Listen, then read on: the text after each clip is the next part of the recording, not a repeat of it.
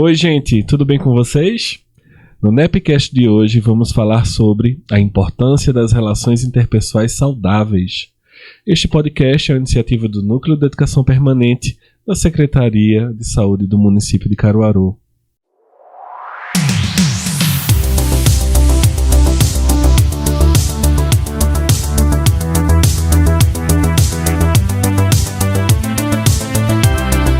Muito prazer. Eu me chamo Leandro Aleixo, sou professor universitário, psicólogo, e é uma honra estar com vocês no episódio de hoje. E para falar sobre esse tema tão importante, estamos com a presença de Emanuela Silvestre, que é professora do programa de remissão em leitura, pela leitura, aliás, do Governo do Estado, psicóloga docente da Uninasal. Seja bem-vinda, Emanuela. Muito obrigada pelo convite, eu estou muito feliz, vai ser uma conversa muito legal. E também estamos com o Iliane Araújo, que é psicóloga clínica, mestre em saúde mental pela UPE e professora e supervisora e docente da Uninasal. Seja bem-vinda. Muito obrigada pelo convite, muito feliz de estar aqui com vocês hoje. Gente, eu fiquei muito feliz com esse tema e minha cabeça voou horrores assim. Né? Quando a gente pensa da importância das relações interpessoais saudáveis, o que é que vem à mente de vocês?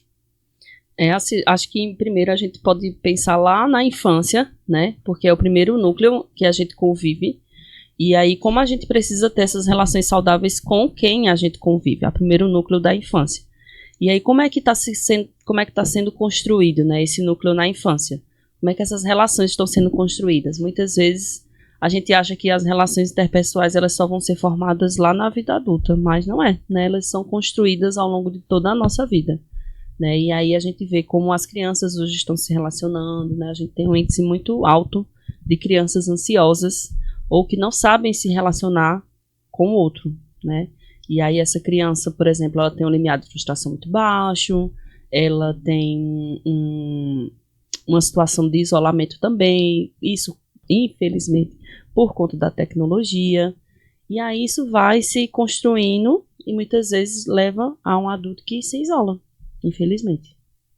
Eu acho que essa coisa do isolamento, a gente estava até falando antes de começar, né, sobre essa tendência atual, né, nos tempos contemporâneos, da gente estar cada vez mais sozinhos. Tipo, se a gente for pensar nós mesmos, né? A gente acaba se dedicando tanto à produtividade, né? A ser produtivo, a trabalho mesmo, né? Vamos ser bem sinceros, né? Que não sobra tempo para cultivar as relações. Porque eu acho que a relação ela precisa de manutenção, né? Tem até se falado muito sobre relação, amizade de baixa manutenção, que é muito perigoso, né? Aquela amizade que tá lá e que você vê uma vez no ano. Será que isso seria uma relação saudável? Será que é uma relação?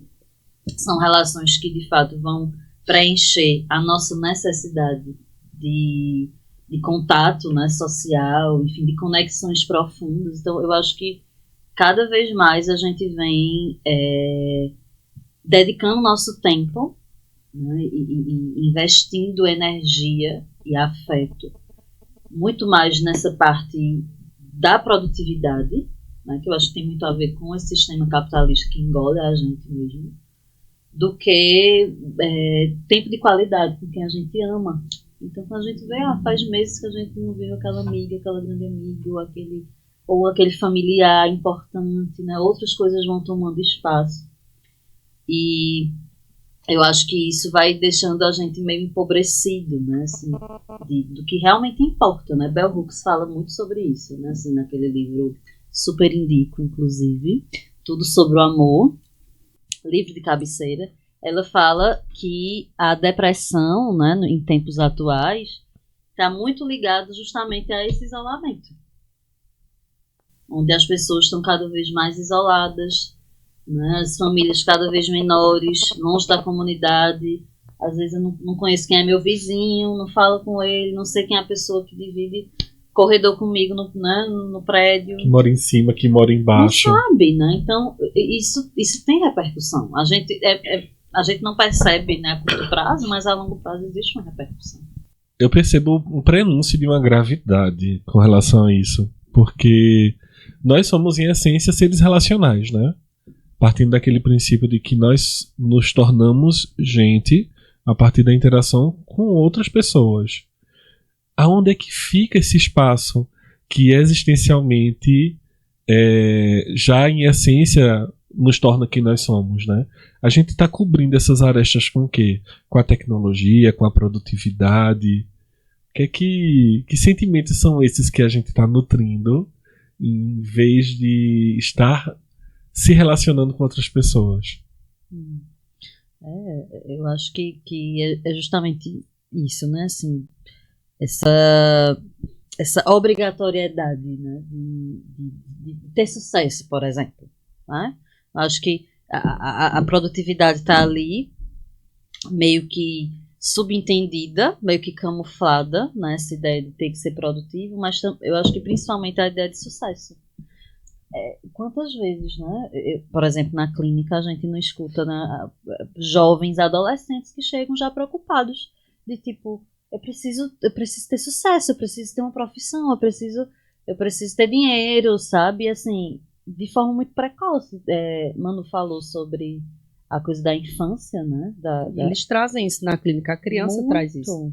Né? A criança traz isso. Eu já tive mini pacientes aí que eles traziam toda essa preocupação de ser produtivo, né? Então, assim, existe uma agenda, por exemplo, infantil para as crianças hoje em dia, onde a criança tem que fazer 1001 atividades, e aí nessas atividades elas acabam interagindo com outras crianças, mas não é uma interação livre, é uma interação controlada. Então ela faz giro, ela faz natação, ela faz computação, robótica e tal, mas aquilo é controlado, porque dentro de sala de aula também é uma relação controlada. Mas em que momento essa criança tem um momento de brincar na rua? Raramente você vê crianças brincando na rua hoje em dia. O índice de violência é altíssimo, então você não quer seu filho na rua. Quantas vezes você vê as crianças criando suas próprias brincadeiras com material reciclável, por exemplo? Você não vê mais. Né? Criando seus carrinhos de rolimã e brincando e se divertindo e tendo amigos, né? Nessa relação. Então, elas estão muito mais preocupadas nessa produtividade que muitas vezes é imposta a ela. É fechar uma agendinha para aquela criança e você diz assim, nossa, mas a minha criança ela tem que ter interação. Tem, minha gente, mas ela também tem que ter um tempinho para ser criança. E ser criança é brincar, é estar junto com as outras crianças, é eu me sujar, que muitas vezes não é permitido que a criança tenha essa interação de sujeira, né?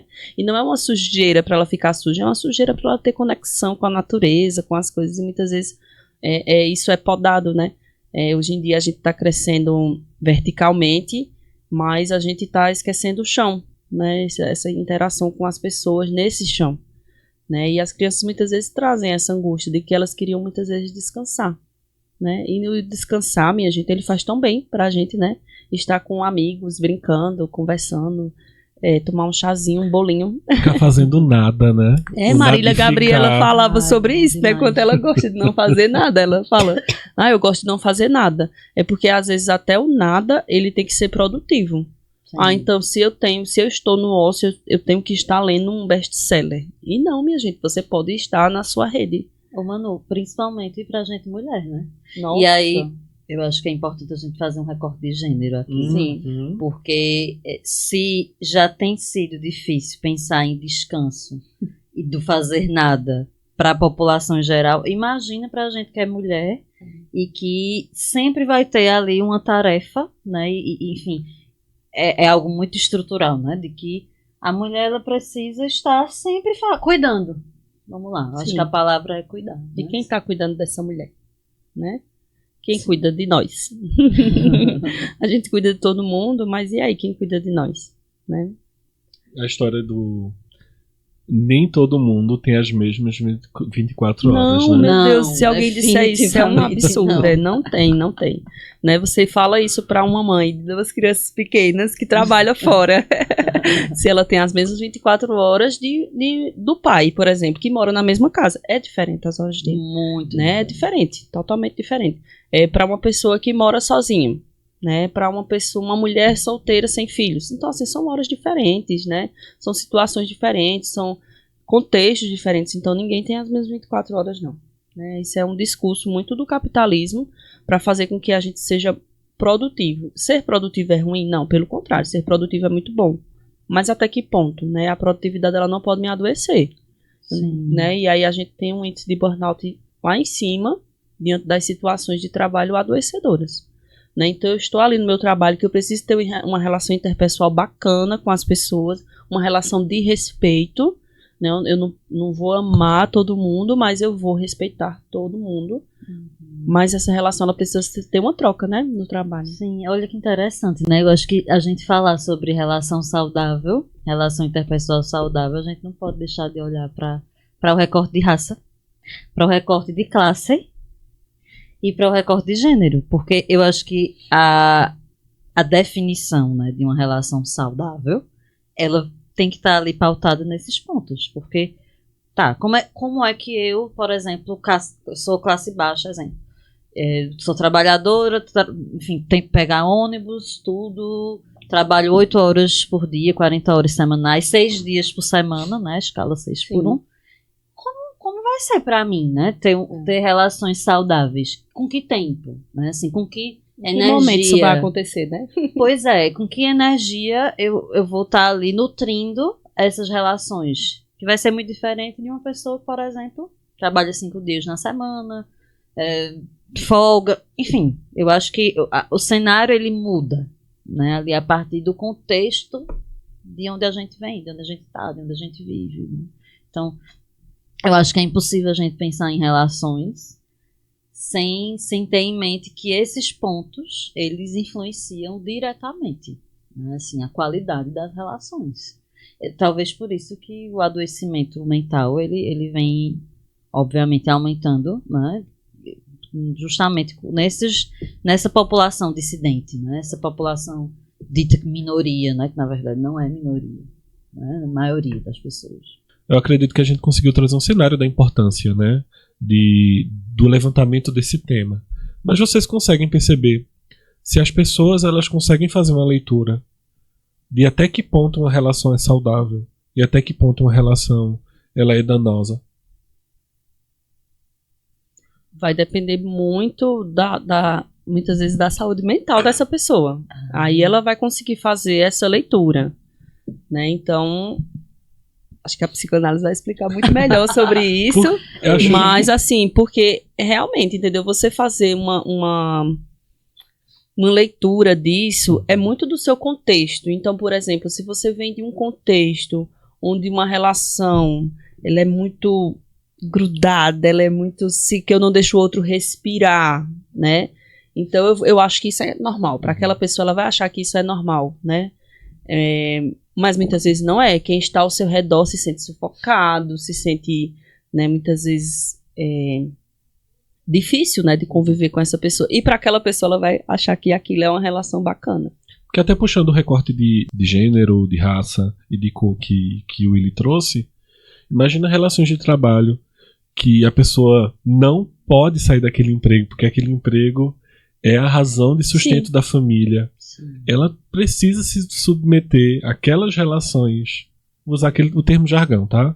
As relações tóxicas. Sim, sim. Essas relações venenosas. E não pode sair dessas relações. Aí entra no burnout, entra Sim. em processos de adoecimento mais complexos. Muitas vezes no trabalho, dependendo do sujeito, do lugar onde ele trabalha, onde exige um padrão, onde a pessoa esteja muito maquiada, muito, né? E aí, quando você não consegue seguir esse padrão, você é escanteada pelas demais. A fulaninha não vai muito despojada para trabalhar. Ela não vem nem com um blazer. A gente é escanteada pelo próprio mercado. Eu vi uma matéria esses dias a respeito da... Gente, é fogo. A respeito do quanto nós mulheres temos um orçamento bem mais caro para trabalhar, por exemplo, do que os homens. Porque, enfim, maquiagem, perfume, cabelo, unha. Aí fazia todo um cálculo, assim, de quantos R$1.000 a gente gasta, né, por mês para manter a aparência. É a unha de gel, é o salão, é o quê? Aí tinha procedimento estético, não é? Botox, lá, essa coisa toda que vem acontecendo, né? Roupa, porque a roupa, o calçado feminino, ele é mais caro do que o masculino. Bolsas, então, esse arsenal de acessórios, e aqui não é uma crítica para quem usa, inclusive amo, mas dentro do mercado de trabalho, se você não estiver dentro desse padrão, você vai ser excluído. Sim. Sua competência profissional ela vai ser medida, né? Medida a partir disso. É muito desigual. E aí, como é que fica essa relação, né, entre esses colegas de trabalho? Muitas vezes, vamos lá, uma equipe de vendedores, né? Todos são vendedores ali.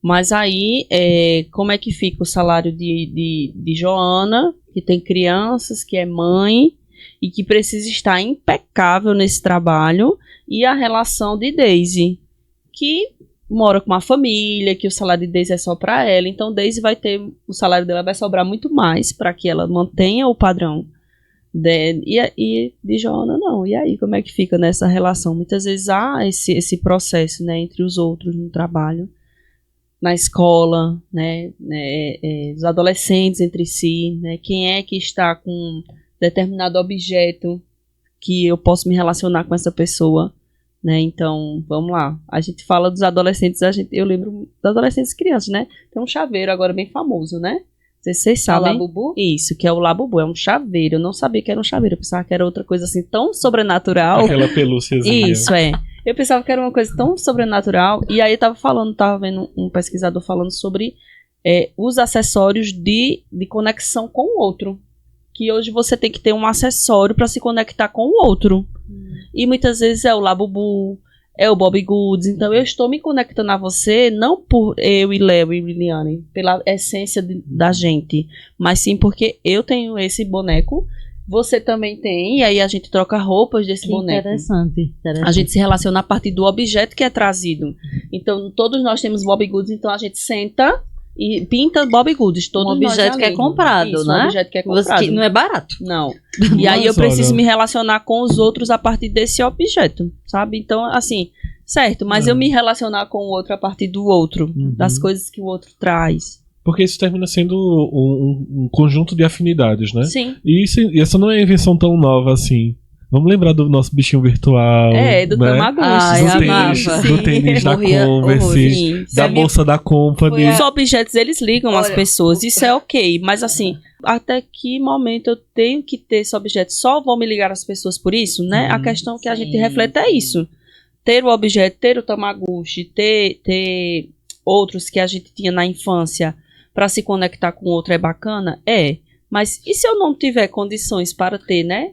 Sim, bichinho virtual foi minha primeira experiência com o luto. Com o luto. Importante, foi importante. Foi uma grande tristeza, assim, quando eu acordei que ele tinha morrido. Eu disse, meu Deus. O Pintinhos da Feira foi a minha primeira experiência com o luto. Pintinhos da Feira, os coloridos.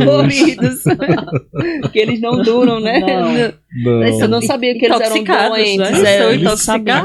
Aquela tinta é extremamente tóxica. Eu não sabia. Né? E eles são os doentes. Não sei se vocês sabem. Eles são escolhidos. Porque eles são os doentes. Eles não vão para o abate. Eles não vão para o abate. Eles são escolhidos porque eles são os doentes. Muito triste. E aí eles não vão para o abate. Então por isso eles morrem mais rápido. Pela tinta e também porque eles vão morrer em qualquer momento. Então eles vendem. Deus. Pesou o clima, Manu, agora. Foi, mas eu consegui que um sobrevivesse. E ela era deficiente. Ela tem uma perninha menor que a outra. E ela ficou colorida pro resto da vida? Não, vai saindo. E o nome dela é Resistência. Eu queria levantar um ponto muito importante, que é o lugar de onde nós estamos falando. Não só pela nossa profissão, mas eu acredito que nós temos maturidade necessária para conseguir perceber criticamente esses pontos que afetam as relações interpessoais. Eu me preocupo muito com as pessoas que não conseguem perceber isso. A exemplo do sucesso, né? A gente falou sobre sucesso mais cedo. E de como as pessoas elas precisam da exposição, por exemplo, das redes sociais, para conseguirem se compreender como constituintes nesse mundo. Nossa. E a gente... Não pode falar. Eu ia dizer assim que tem uma coisa nesse momento atual que eu acho muito complicado, gente, que é principalmente eu acho que quem é autônomo, né? Você não consegue, você não vai conseguir trabalhar, captar clientes. Esse é um termo, né, bem atual, captar clientes. Se você não estiver na rede, movimentando sua rede, então virou uma obrigatoriedade. Gente, aqui eu vou abrir para vocês. Eu detesto gravar vídeo, assim, fazer conteúdo. Por mim, eu vivia offline, assim, ninguém sabia da minha vida. Mas por conta, né, da clínica, por exemplo, eu preciso estar ali todo dia criando conteúdo, tirando foto do café. Já estava aqui tirando foto, né? Do cenário para poder postar, porque é uma coisa que virou uma obrigação, né? E se você não posta, aí tem, né? Que eles sempre falam, né? Se você não posta, você não é visto. Aí, se você não é visto, as pessoas não têm acesso ao seu Instagram. E aí não indica você. E assim, é todo um ciclo que você tem que estar sempre nesse ciclo, né? Que eles chamam sucesso. Sim, sem falar daquela sensação de tipo, eu viajei. Então, se eu não postar... Gente, todo mundo sente isso. Se eu não postar, é como se eu não tivesse vivido. Eu tenho que postar. As pessoas precisam saber que eu estou aqui em Nova York. Nunca fui. Em Nova York, né, na Times Square, porque se eu não postar, não tem graça. Não tem graça, como se não fosse vivido. Então, tem uma coisa que vai sendo interiorizada, né? Tipo, se eu não postei, eu não vivi. É como se eu não tivesse ido. Eu já trabalhei em um lugar que a gerente dizia que se não foi registrado, não existiu. Você não fez. E aí tinha lá uma coisa que a gente tinha que cumprir, que era a ação, por exemplo, né?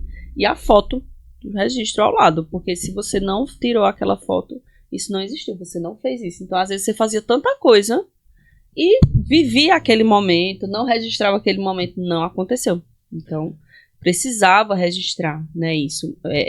E quando a gente fala em relações interpessoais, esse postar, ele traz pessoas pra gente, certo? Mas a que custo, né?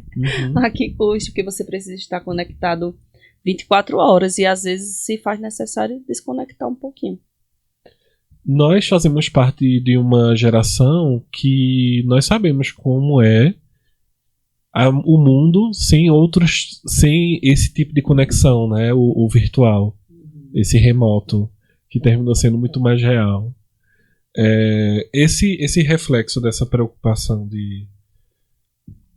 dessa reflexão, aliás, a gente percebe essa desnecessidade, né?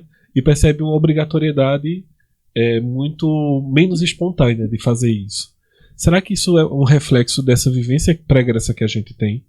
E como é que fica isso para as pessoas que já vieram de nascença assim? Nossa, pensei nisso agora. É porque a gente veio de uma geração que a gente não tinha internet. Aí depois a gente chegou com a internet de escada e agora a gente está conectado 24 horas. Então a gente pegou todo esse processo, né? A geração 30 pegou todo esse processo. Mas a geração 19 e 20 pegou eles já nasceram conectados, né? Então eles não sabem o que é não estar conectados. Eles não sabem. Então, assim, eu acho que isso gera várias situações. Primeiro porque eles já vão nascer naquilo, então vai ser naturalizado, né? Essa relação vai ser naturalizada. Mas ao mesmo tempo é preocupante, porque, por exemplo, você vê hoje crianças produzindo conteúdo. E aí? Né? Essa relação interpessoal dessa criança é de produção de conteúdo, então ela já trabalha. Trabalho infantil. É um trabalho infantil, né? Ela trabalha, né? E aí ela não vive o momento criança, ela vive o momento de estar produzindo, tal. De vez em quando eu vejo uma outra criança assim pequena dizendo assim: "E aí, deixa seu like", tal. É comum nessa geração crianças pequenas estarem falando isso. Pra gente, a gente tá preocupado muito mais em chegar da escola e assistir Power Rangers, Dog Funny, né, que era a sensação do momento. Para eles precisam estar nisso, né, de estar expostos, de estar aparecendo. É muito mais naturalizado, né, para essa geração de agora, essa exposição. Agora, eu fiquei pensando agora, uma coisa que me veio à cabeça, né, que eu acho que os influencers crianças, né, infantis, vem crescendo cada vez mais. E cadê a lei, né, o Estatuto da Criança e do Adolescente, que seria para proteger essas crianças? Porque, gente, é um trabalho infantil. Existe um uma lei nos Estados Unidos que fala que a mãe tem que depositar, tipo assim, 70% do que a criança ganha, para quando ela completar a maioridade, ela tenha acesso a esse valor. Lembrei da Larissa Manoela. Isso. Lembrei de Macaulay Culkin também, Isso. né? Não, aquele rapaz adoeceu muito, Muito, né? muito, por conta disso. E aí, existe, mas não é tão fiscalizado. Então, por exemplo, teve um reality show chamado Chegou Honey Bubu, onde a mãe, ela gastou todo o dinheiro de Honey Bubu e hoje em dia Honey Bubu não tem dinheiro por conta disso. E ela fez várias temporadas da série, tudo, alta exposição, tal. Então, porque era a vida de Honey Bubu toda exposta, né? A mãe dela botava ela para competir naqueles concursos de Miss que tem nos Estados Unidos infantil. E hoje em dia Honey Bubu não tem mais dinheiro porque a mãe gastou todo o dinheiro. E aí, assim, a criança, né? Se a gente for pensar nessa coisa do... Não só de ser influencer, mas de ter esse acesso, né, assim, muito precoce à tela, à internet, enfim. A criança, ela não tem a mesma estrutura psíquica que a gente tem, né?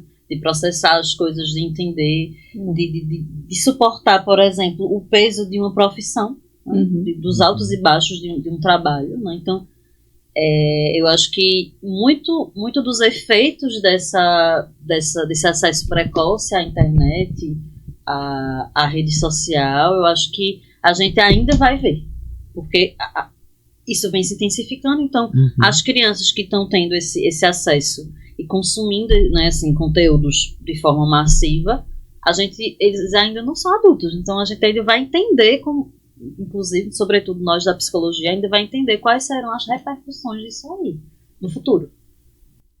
Eu queria levantar um tema até para a gente já se encaminhando para a nossa finalização, sobre o como as subjetividades elas andam em um passo mais lento e a tecnologia ela termina avançando demais.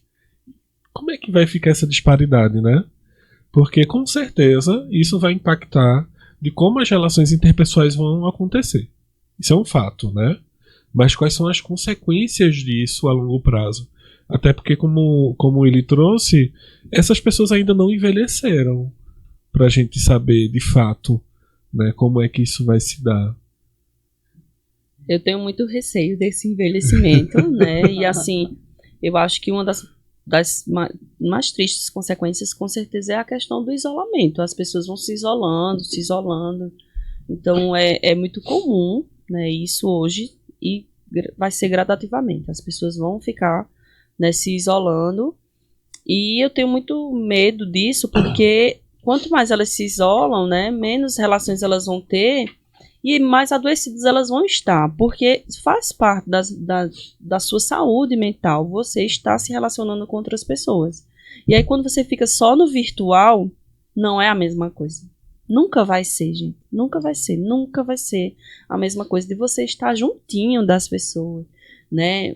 A gente tem, parece que as pessoas elas criaram a tecnologia que elas nos aproxima, então eu consigo falar contigo lá em outro país, mas às vezes a gente tá na mesma casa e eu mando mensagem pra você, ao invés de ir lá no seu quarto e dizer, oi, Léo, ó, vamos assistir um filme junto? Olho no olho, né? No olho. O toque. Oi, isso, tudo bom? Né? E as pessoas elas estão se privando muito disso, né?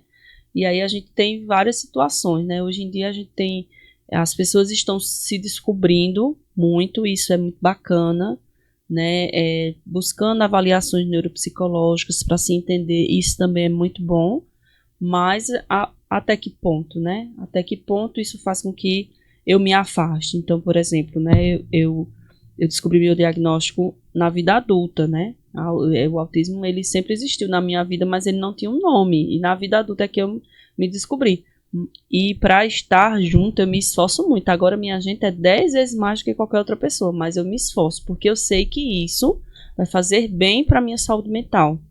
Então a minha pretensão é sempre estar em isolamento, mas se eu não treinar isso, eu vou para o isolamento. Então assim, é preciso que as pessoas da TCC, né, treinem mais essa questão de eu preciso estar em conexão com o outro, eu preciso estar em uma conexão verdadeira, né? E isso tem pessoalmente me ajudado muito, porque aí eu me esforço E aí, muitas vezes eu faço, eu tenho que ir mesmo. E aí eu vou, e aí eu gosto de estar lá, né? E gosto de estar junto com as pessoas e vejo o quanto isso faz bem pra mim também, né? Fora o processo terapêutico, né? Que é muito importante a gente buscar essa ajuda. Então, se a gente sente que não tá conseguindo ter uma relação legal no trabalho, em casa, com os meus amigos, que eu estou me afastando, então eu preciso buscar ajuda, né? E aí estamos nós aí da psicologia aí para dar esse suporte, né, para ser ponte na vida das pessoas. Sim. A terapia é essa que não é substituída por chat GPT. Né? Exato. De jeito nenhum, A gente não. acabou não falando sobre inteligência por artificial, favor. mas pensando em futuro, se hoje, né, a inteligência artificial ela já vem sendo uma ferramenta muito utilizada para tudo, então as pessoas pedem conselho, tiram dúvida, tudo acaba sendo inteligência artificial. Gente, daqui a, 5 anos, 10 anos, ou 50 anos, né, como é que vai estar isso aí? A gente não tem noção, né, de como isso vai impactar as relações interpessoais. Porque eu não preciso mais de amigo, porque eu já tenho o chat. Não preciso. E ele diz tudo que eu desejo. Né? Sim, e ele vai ter a resposta valida. para tudo. Para tudo. Ao contrário de uma psicóloga ou de um amigo que não vai ter a resposta para tudo, né? O chat ele vai ter. Nem que ele invente, mas ele vai ter. Ele vai. E aí, eu acho que esse é mais um ponto para a gente pensar, né? Para além do isolamento e da internet, é a repercussão da inteligência artificial para as relações. Gente, eu acho que a previsão ela não é positiva. Meu Deus, é bem pessimista. Mas a gente pode mudar isso, né? Assim, a gente pode incentivar, a gente pode mostrar que essas relações elas são muito mais gostosas de estar do que a virtual. A virtual não substitui. Né? Não, gente, não substitui. É igual eu fui para uma palestra onde a palestrante dizia que as profissões queriam acabar e entre elas estava o psicólogo, né? E eu fiquei assim, eu disse, isso não vai acontecer, porque se faz necessário esse contato, né? Eu já tive pacientes que eles disseram, olha, acho massa a tecnologia e tal, mas eu não funciono online. Eu prefiro olhar para você pessoalmente. Eu sei que online eu também estou olhando para você, mas é muito diferente, sabe? De você ir ao consultório, de você ter essa vivência. Então, assim, a gente precisa fortalecer o viver e o viver conectado pele a pele. Sim. Né? Olho no olho. Olho no olho. E de quanto o autoconhecimento é primordial para esse processo, né? Sim. A nossa profissão não vai acabar, não. Vai não.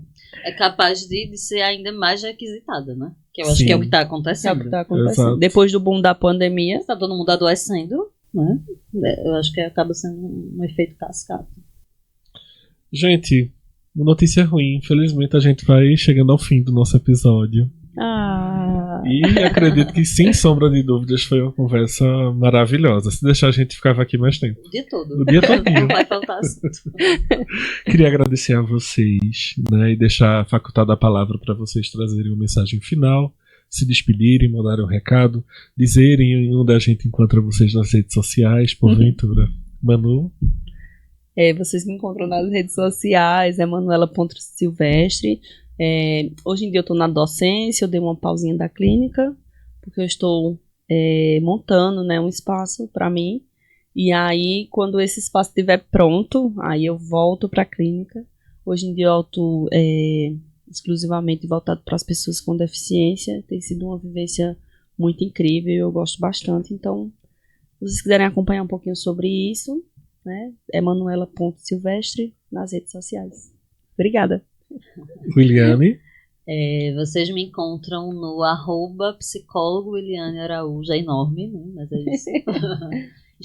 Estou por lá, atuando na clínica e também na docência, né? Na curso de psicologia. É isso. Amei estar aqui. Finalizamos o nosso Nepcast de hoje com mais um tema importante sobre a importância das relações interpessoais saudáveis. Agradecemos às nossas queridas convidadas e a você que continua nos acompanhando nas redes sociais, @prefcaruaru, @nepcaruaru. Até a próxima.